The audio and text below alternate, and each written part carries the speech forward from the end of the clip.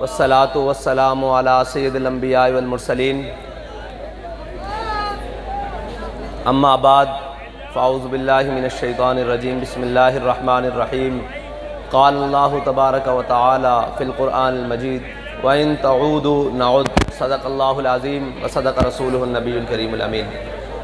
मुअज़्ज़ज़ सामीन मोहतरम, जो पाकिस्तान का इदारा है, जो इस कौम का इदारा है, जो इस रियासत का इदारा है, उसने एक चंद सतरी दरख्वास्त के ऊपर इतना बड़ा फैसला सुनाया और इलेक्शन को मुलतवी करके अगली तारीखों का ऐलान किया।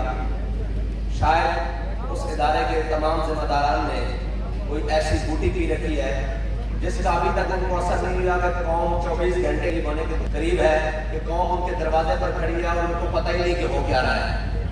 सबसे पहले तो ये बड़ा अफसोस का मुकाम है कि जिनको अशराफिया और जिनको वो लोग ताकतवर लोग जिनकी दरखास्त की चंद सत्रों का परवाह है, लेकिन कौम रोडों के ऊपर बैठी है, उनको कोई परवाह नहीं। मैं आपसे ये कहना चाहता हूँ कि आपको गलतफहमी हुई है कि ये लोग कौन हैं। मैं इलेक्शन कमीशन को मुखातिब करके ये कहना चाहता हूँ कि आप गौर करें ये कौन लोग हैं। 70 साल से आपकी नाक के नीचे खरीदो फरोख्त की सियासत जारी है, लेकिन तहरीक लब्बैक पाकिस्तान में कौम के ईमानदार, जिम्मेदार और दयानतदार लोग निकाल कर इस इलेक्शन में खड़े किए हैं और आप इनके हौसलों को उनके कहने पर तोड़ना चाहते हैं जो अभी भी नोटों की बोरियां भरकर पंजाब के अंदर खरीदो फरोख्त कर रहे हैं। आपको एक्शन तो उस बात के ऊपर लेना चाहिए था जहां जमीन भी बिक रहे हैं, जहां लोग खरीदो फरोख्त की मंडियों में सुबह शाम बिक रहे हैं। आपका कोई कलम, आपका कोई ऑर्डर, आपका लब कहीं उस मामले में जुम्बिश करता हुआ नजर नहीं आया, लेकिन इस वक्त इसलिए नजर आया कि आपको और आपके वो लोग जिन्होंने आपको हम पर मुसल्लत कर रखा है, आप भी चहेते हैं उन लोगों के जिन्होंने इस मुल्क और कौम को लूटा है।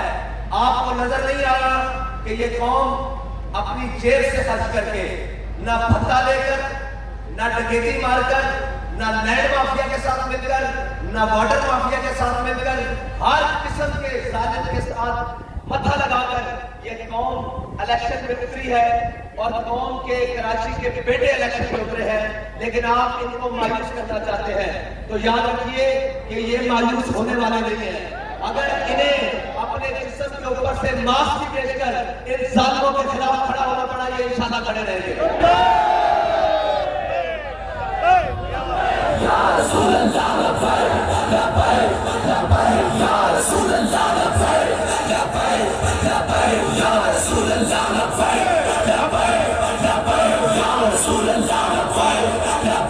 दूसरी बात यह है कि ये कोई अलामती लोग नहीं आए, ये कोई नाश टाप कर और 2 गानों पर धमाल डालकर और फिर घर में जाकर सोने वाले नहीं आए।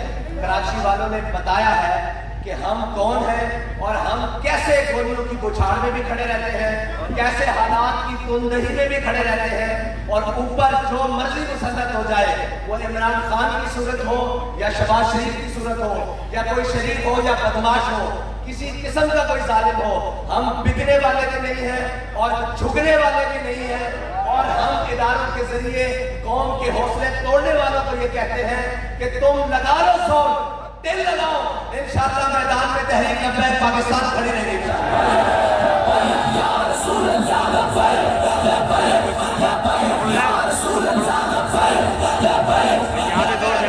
अगर इन्हें अपनी कौम से प्यार होता, इनको अपने वतन से प्यार होता, इनको उन बैगों से प्यार ना होता, उन मराज से प्यार ना होता जो रात के अंधेरे में इनके घरों में पहुंचाई जाती है, अगर उन बैगों और उन जनाब नोटों से प्यार ना होता, कौम से प्यार होता, तो ये कहते कि बारिश वाले दिन इलेक्शन जरूर होना चाहिए ताकि कौम को पता लगे कि हमने अपना इंतखाब किसका करना है, कि जिसने 70 साल से, जिसने पिछले 40 साल से इस सूबे के ऊपर काबिज होकर, इस शहर कराची के ऊपर काबिज होकर मुख्तलिफ तरीकों से कौम की इस्मत को लूटा, कौम के इख्तियारात को लूटा, कौम की सड़कों, नालियों और कौम को हर किस्म की जनाब सहूलियात से महरूम रखा।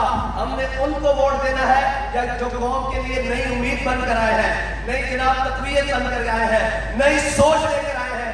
हमने अपने वोट किसको देना है। लेकिन इनको पता है कि जब बारिश हो जाएगी कराची पानी से भर जाएगा, उस दिन इलेक्शन की जरूरत नहीं है, उस दिन उन लोगों की जरूरत है जो ये देखे कि हमने अपना जमीन चंद नोटों और बयानी और जनाब कीमे वाले नानों पर नहीं बेचना, बल्कि हमने अपने इलेक्शन को और अपने वोट को इस तरीके से इस्तेमाल करना है ताकि हमारे आने वाले मुस्तकबिल की महफूज जमानत हो।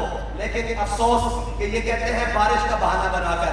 आप ये बताएं कि बारिश हो भी जाती है तो कराची में होगा क्या, पानी भर जाएगा और लोगों को पता लग जाएगा कि हमने किसको वोट देना है और किसको नहीं देना, और किस तरफ जाना है हमने, और कौन सी राह तय्युम करनी है ताकि हमारा मुस्तकबिल और ये जनाब मामला से हमारी जान छूट सके।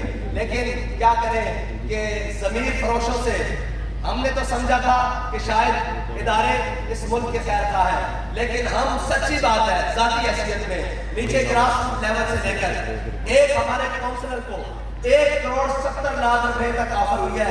ये सारे हम झूठ नहीं बोल रहे, ये सर पर बांधकर झूठ नहीं बोला जा सकता। हम आपसे कसम खाकर कहते हैं हमारे एक काउंसलर को 1,70,00,000 रुपए तक की ऑफर हुई है।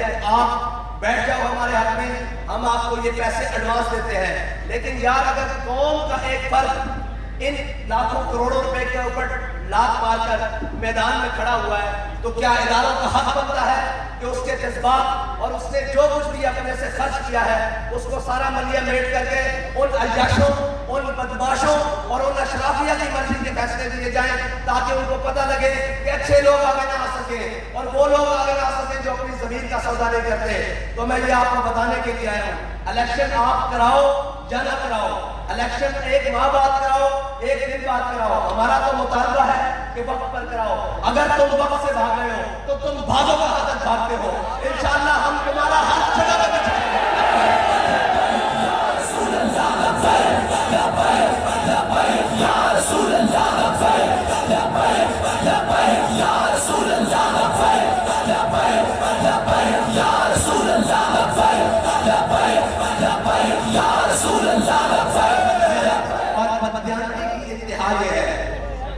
कि इनको ये नजर नहीं आया कि वो जो जमहूरियत का राह लगाने वाली जमात है, और मैं तो उसको जमात नहीं कहता, मैंने तो उसकी तकसीम बड़ी जबरदस्त, ये जमहूरी जमात नहीं है, इसका झंडा इसकी तर्जुमानी करता है कि इसके झंडे में एक रंग है सब्ज और एक काला और एक लाल है। ये सब्ज बाग दिखाकर अंधेरे में ले जाकर लोगों का खून करते हैं।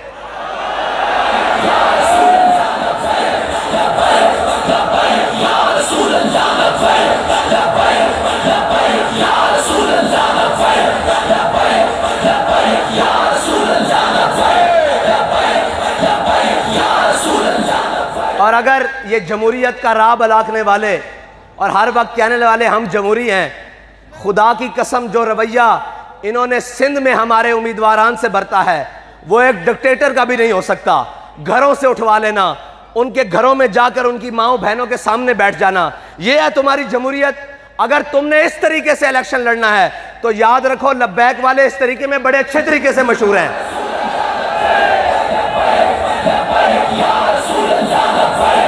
हम तुम्हें कह रहे हैं कि कौम के सामने रख दो डब्बे, कौम के सामने पर्ची रख दो, कौम जिसको मुंतखब करेगी, तहरीक लब्बैक पाकिस्तान और इसके जिम्मेदारान और इसके कारकुनान और इसके जनाब तमाम सपोर्टर उस फैसले को तस्लीम करेंगे। लेकिन मैदान छोड़कर भागो नहीं, दम दबाकर भागो नहीं, और इलेक्शन कमीशन के जनाब पीछे छुपो नहीं, बल्कि मैदान में आओ, कौम को मुंह दिखाओ कि तुमने कौम की क्या खिदमत की है सामने, और कारकर्दगी की बुनियाद पर और कौम के जनाब मुस्तकबिल की बुनियाद पर आओ, वोट लो, हम तुम्हें दावत देते हैं। लेकिन ऐसे छुप कर नहीं, ऐसे भाग कर नहीं। और इलेक्शन कमीशन, कल वो हमारे एक सेनेटर हैं सईद गनी साहब, वो कह रहे थे कि अपोजिशन जमातों ने ये कहा है वो कहा है। मैं कहता हूं किबला अपोजिशन जमातों ने कुछ नहीं कहा, आपको उन्होंने रखा ही इस तनख्वाह के ऊपर हुआ है कि आप बयानिया इस तरह का रंगबाजी वाला तब्दील करें,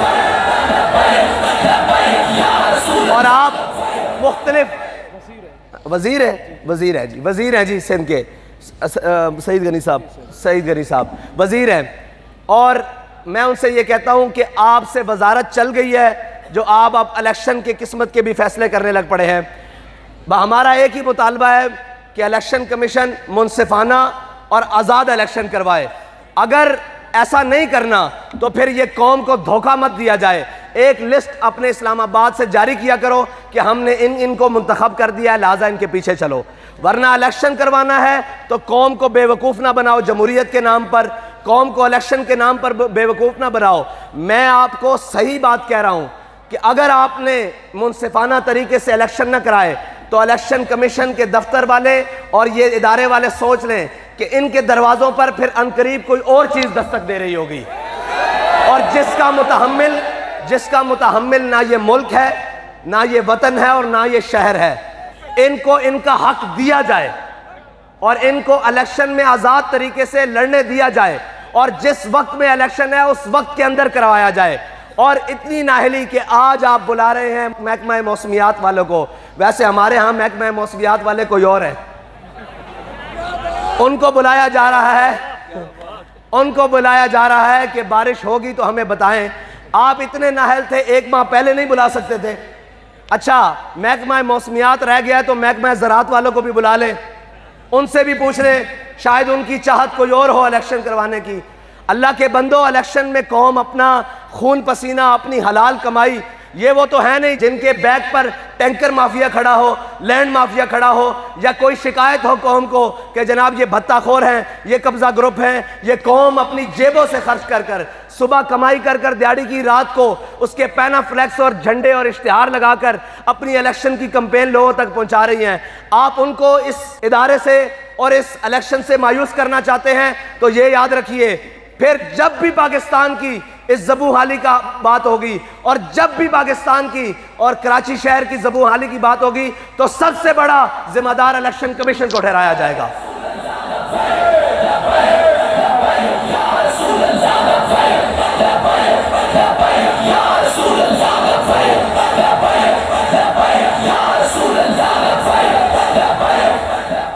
हम आज तक उनके ऊपर तनकीद करते आए जिन्होंने कौम का पैसा लूटा, जिन्होंने कौम को खाया, हर तरीके से उसको नुकसान पहुंचाया, उनका पीछा करते आए। लेकिन हम जब उन तक हमारे हाथ पहुंच चुके उनके गिरबानों तक, तो वो इस इदारे के कमरों में छुप गए हैं।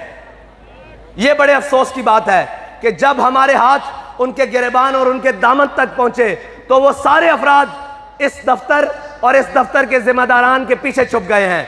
हमें पता है ये हमारा मुल्क है, ये हमारे मुल्क का इदारा है, हमने इसकी इज्जत भी करनी है, तकरीम भी करनी है। लेकिन अगर ये लोगों की उमंगों और लोगों की उम्मीदों की तकरीम नहीं करेगा तो इलेक्शन कमीशन की किसी सूरत इज्जत नहीं की जाएगी, बल्कि इसको चौक में लाकर उन चोरों के साथ खड़ा किया जाएगा कि आप भी एहतसाब दें और आप भी ये बात करें।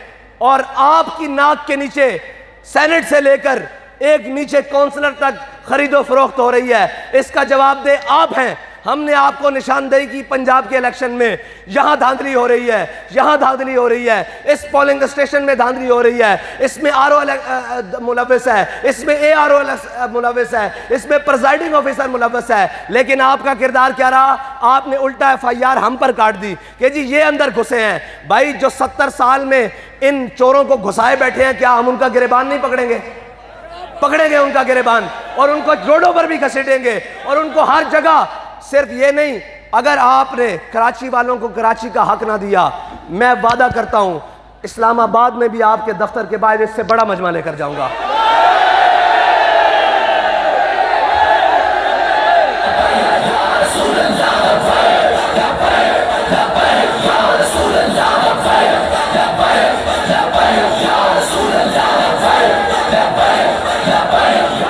यानी कि बेहिसी की इंतहा है। आपने ये तक नहीं पूछा कि भाई आप लोग क्यों आए हुए हो, हमसे बात करो, हमारे लोगों से बुलाओ, उन्हें बिठाओ कि भाई हमने इस वजह से इलेक्शन किया है, चलो 1 माह बाद नहीं, इतने दिन बाद अनकरीब। लेकिन आपको फिक्र ही नहीं है, आपको जो ऑर्डर मिला आपने वो पास किया और घरों में जाकर सो गए। इस तरह नहीं चलने देंगे, अब इस तरह नहीं चलने देंगे। बहुत हो चुका, तुमने बहुत अपनी मनमानियां कर ली। मैंने फिर कहा कि सेनेट से लेकर काउंसलर तक यहाँ बिक रहा है, यहाँ होटलों में और जनाब तुर्की के मुल्क तक यहाँ खरीदो फरोख्त जारी है। लेकिन इंशाअल्लाह तहरीक लब्बैक पाकिस्तान को यकीन है कि उसके ऊपर वाले जिम्मेदार से लेकर आखिरी काउंसलर तक ना वो बिकने वाला है, ना वो झुकने वाला है। और हर मैदान में इंशाअल्लाह वो डट के खड़े होने वाला है।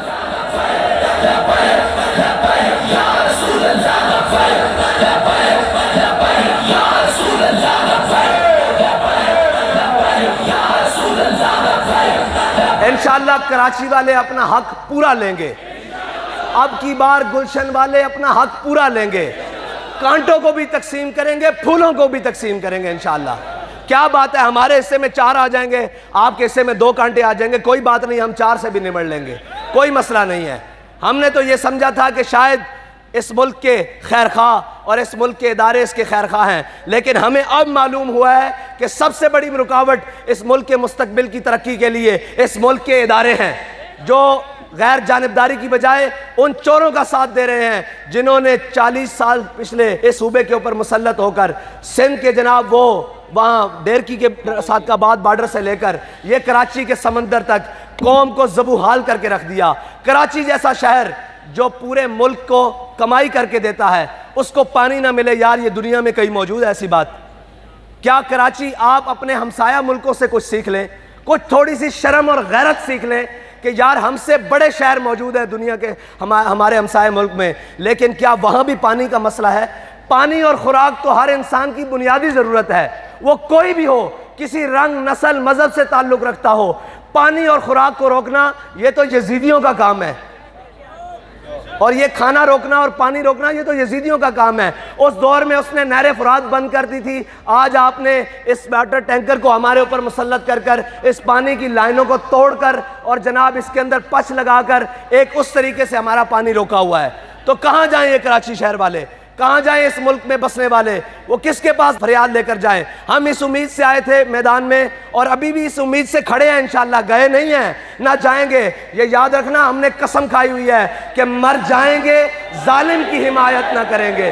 तुम ये मजबूर करना चाहते हो कि हम इनके साथ बैठकर अंडर द टेबल या किसी ड्राइंग रूम में बैठकर सेटिंग कर कर अपनी सीटें ले लें और अपने जनाब वो बैलेट पकेट बना लें और सारी मुख्तलिफ नुकरे ले लें, ऐसा नहीं होगा। हमने कसम खाई है कि मर जाएंगे, जालिम की हिमायत ना करेंगे, अहरार कभी तर्क रिवायत ना करेंगे। ना हम शेख, ना मुल्ला, ना मसाहिब, ना लीडर, जो खुद नहीं करते वो हिदायत ना करेंगे।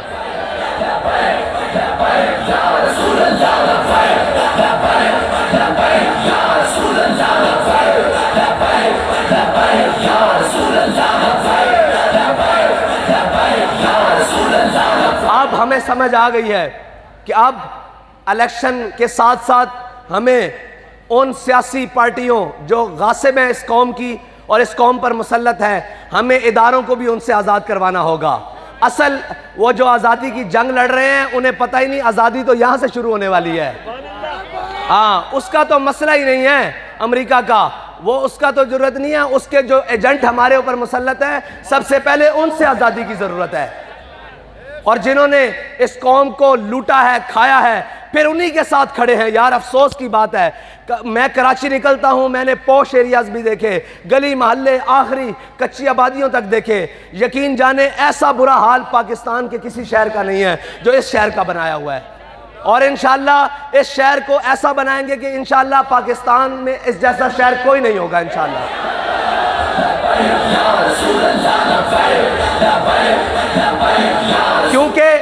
क्योंकि चीज़ों की तकसीम और हर चीज़ की तकसीम डिमांड पर होती है।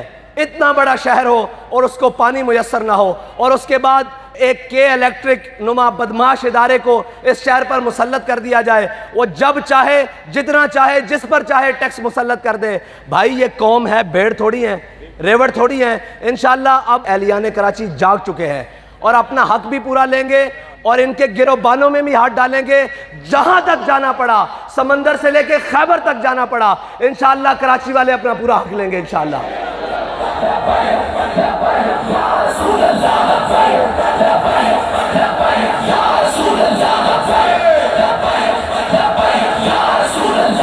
और हम वो नहीं हैं कि जिनकी यहां बात और हो और अंदर मुज़ाकरात में बात जाकर और हो या ड्राइंग रूम में बात जाकर और हो। कसम ब खुदा जो यहाँ कह रहे हैं इंशाअल्लाह वहाँ भी वही कहेंगे। वहाँ भी आपके हकूक़ की बात करेंगे और बुनियादी हकूक़ की बात करेंगे। और जनाब बुनियादी इस्लाहात की बात करेंगे इंशाअल्लाह।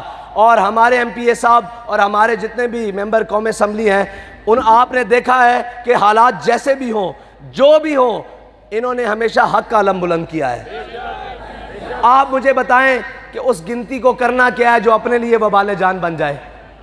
पहले तो ये बताएं ना, उस गिनती के लिए जिसको खुद संभालते फिरें। जंग अमेरिका के साथ थी और लड़ाई जनाब एक होटल में नहीं लड़ी जा रही, वो एक अलग बात है। सारी बात कि अपने बंदे नहीं पूरे हो रहे भाई ले। अच्छा मुझे बताओ, जो अपना 40 करोड़ में ज़मीर बेच जाए वो अमेरिका के साथ जंग लड़ सकता है? यानी जिसके ज़मीर रुपए में बिकते हो वो डॉलरों वालों के साथ जंग लड़ सकता है?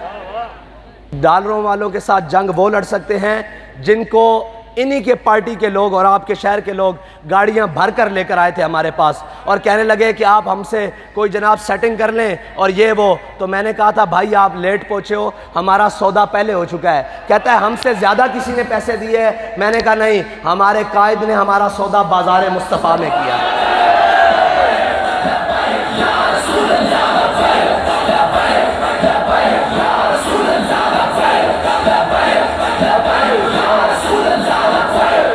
और आप मुझसे अहद करें, आपकी क़यादत जो भी फैसला करेगी आप उसके साथ खड़े होंगे इंशाअल्लाह। और हमने तमाम फैसले इस हवाले से कराची क़यादत को सौंपे हैं। मैं खुद भी इनके पीछे खड़ा हूं, जो ये फैसला करेंगे हम उसके साथ होंगे। वो यहां से इस्लामाबाद जाना पड़ा या वहां से इस्लामाबाद से इधर आना पड़ा, हम इंशाअल्लाह साथ हैं। वाखिर दावा।